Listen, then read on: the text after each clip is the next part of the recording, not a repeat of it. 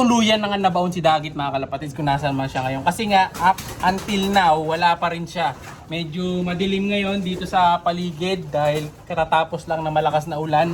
So kung nasaan man siya ngayon, sana ligtas siya mga kalapatids. Kung may nakahuli man, sana may nag-aalaga sa kanya na maayos. So gaya ng pag-aalaga natin sa kanya dati. Tapos ayun nga pala, may nakarating nga sa akin na balita na yung sinasabing kapatid daw ni Dagit mga kalapatids, may nag-send sa akin ng video. Ito yung video, ayan. Siya si Idol Madla, nakakahanga, may mga hawak, gandang linyada.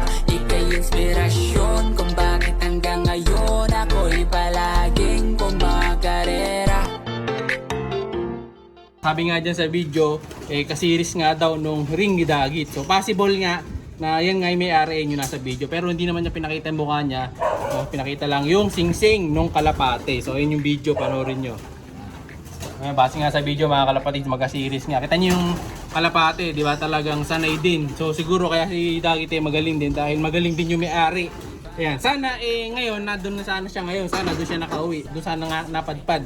Ayun, si Dagit mga kalapatids, no? Ngayong mga oras na to. Kasi nga, sigurado baka di pa nakakakain yun dahil nga malayo yung naging karera.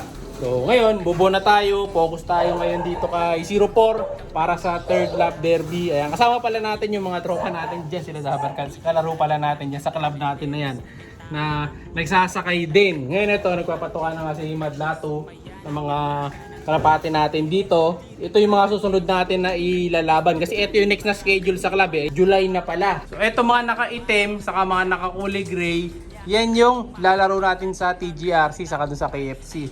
So ang daming ang nagko-comment doon, napaaga daw. Pero tayo, maaga naman tayo nakapag-breed kaya tama-tama lang yung mga kalapati natin. Nakita nyo naman, nasa tamang edad naman na sila. No, sana maging maganda ang lipad ng mga warriors natin. Bali yung mga nasa section na to, all hen. So 1, 2, 3, 4 na babae. Dito sa lalaki, madami. So 1, 2, 3, 4, 5, 6, 7, 8, 8. So dadagdagan pa natin to. Ito pa lang yung mga super sipag lumipad. Ayan, kasi yung iba dito nasa kabilang section na. Ganda ng grisel na to mga kalapatid. So ano, huli natin. Mamaya papakita ko sa inyo yung grisel. So ito yung grisel kanina mga kalapatid sa pinakita ko sa inyo. Ayan, ganda ng grisel na to. So para siyang dirty grisel. Ayan, barako to mga kalapatids. Mukha lang siyang babae. So ito yung bagwis niyan. Ang alam ko, lahi nito, lahi pa nung Alphonse Vandenbroek natin mga kalapatids. Kalahi yata ito ni Santa Ana Ayan, ni Miss Monday. Ayan, kaya grisel. Pero ang baseline, alam ko Alphonse to. Ayan medyo malikot mga kalapatids, mapitik. Pero maliit lang siya na barako. Hindi siya katulad ng mga normal na barako na talaga mga macho Ayan, ganda ng kulay. Cookies and cream. Ito gusto ko yung pagka-grisel nito kasi madumi yung pagka-grisel niya parang nagbubuo yung blue bar. So kasi nga dahil nga yung mga magulang niya kasi may lahi din na blue bar. Buti nga hindi nag-checkered Kaso ang pangit, may dalawang puti dito. Ayan medyo pulbos na rin. So kondisyon na. Pero bukas babaksinan ko to ng pang-kontra sipon para hindi sila tamaan ng one eye gold basta-basta. May ginagamit tayong ini-inject para sa mga kalapati natin. So ini-inject lang yun dito sa may sa ilalim ng dibdib. Ayan, dito. Tutusok nyo lang dito sa may dibdib, tapos makita nyo kagad ang epekto within the day. Makita nyo talagang parang naano sila, parang tawag dito? Parang nahimasmasan sila kapag ka natusukan. Yung magiging epekto, makikita nyo mga kalapatids. Hindi ko napapakita yung balat. Chat nyo na lang ako sa page para masend ko sa inyo kung anong ginagamit natin. So ito yung grisel. Ayan, ito yung next sa panlaban natin. Ang sing-sing na ito, nakaano pala to, KFC. Ayan KFC 2024. Ayan, so ito na yun, susunod. Ayan, so depende. Baka hindi pa to yung susunod kasi minsan magulo yung mga schedule natin no? Minsan nagkakamali din kami. Kala namin yun na pala nilalaban, hindi pa pala. Pero totos na natin to next week kasama ng ibang mga warriors natin. So dito, ito yung mga kasama niya na nilipad. Si 04 ayun, nandun. Ayan, ipapalakas si 04 dyan. Ito yung grisel. Pawalan na natin. Ayan puro barako yan mga kalapatids. Walang naligaw na babae dito. Silibasi system na tayo, hindi na tayo nagsasama ng babae saka lalaki. Depende na lang mga kalapatids sa sitwasyon or pag sa derby na. Ayan ganda nila So, magandang tingnan pag nandito sila sa Dream Loop Unlike pagka na dun sa Old Loop na hindi maayos ang lipad nila, dito talagang okay sa alright ang lipad pag nasa dream loop. Saka medyo ano na kasi yung labas ng loop natin. Ayun na naman oh. Kita nyo, punta natin. Ayan mga kalapatids oh. Pataas ang tubig. Kaya darating ang panahon talaga, lilisan na tayo dito sa old loop natin. Kasi palubog na ng palubog to mga kalapatids. Unless, so ano natin to, susundan natin, ilalagyan natin ng simento na mataas para makasurvive yung loop natin na yun. Kasi mabubulok na mga kalapatids oh. Ayan, oh. Kung hindi lang talaga pang speedbird yung loop natin na to, eh talagang tinanggal na natin yan. Magpo-focus tayo dito sa malaki. Kaso nga dahil kailangan din natin yung mga matutulin, eh ginagamit pa rin natin yan. Ayan, sa mga nagtatanong, ano? Pang ano kasi natin yan, pooling na loop. Ayan yung ating old loop. Ayan, kita nyo, may kalapati na naman doon, oh. May nagbabalik na naman doon. Ayan, oh. Pambihira talaga to eh. Diyan talaga nakatira yan. Siguro na ano to, may 1 month na siguro to. Pinadagit natin na to. Pero sanay na yan. Hindi na siya lumalayas dyan, no? So ito, pati nga yung mga itlog ng mga bibi natin dito, lumalangoy na rin. Ayan, oh, kita nyo, ganda ng kulay ng tubig, di ba?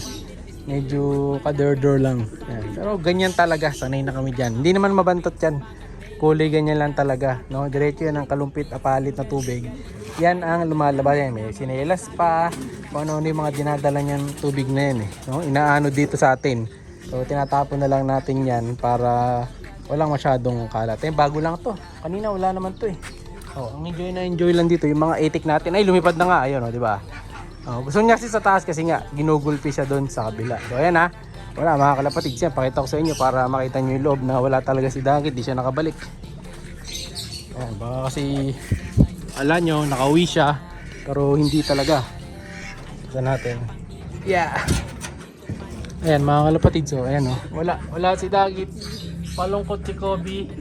Tatanggalin na natin yung pugad niyan. Pero umaasa pa rin naman tayo, baka bumalik pa eh. No? Pag bumalik yung sasakay ko pa eh. No?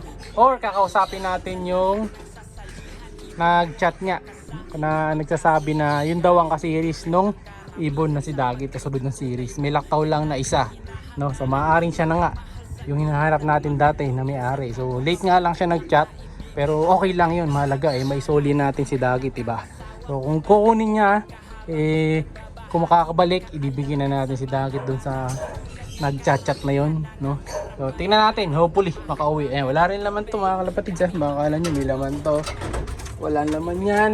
Check natin sa taas. Ay, may ibon pala dun. Oh, wala dito.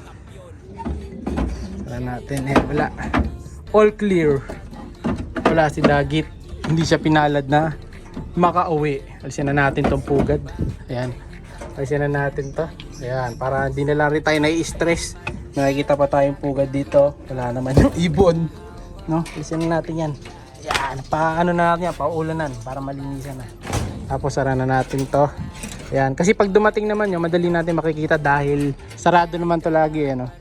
So lalabas lang siya. Minsan binubuksan natin, pero ngayon sarado dahil umuulan. Baka may pumasok na pusa. Ayan, ito, ala na. Bubo na tayo. Alam niyo na yan, bye! Siya'y kalapatistang napakagaling na kinakilala.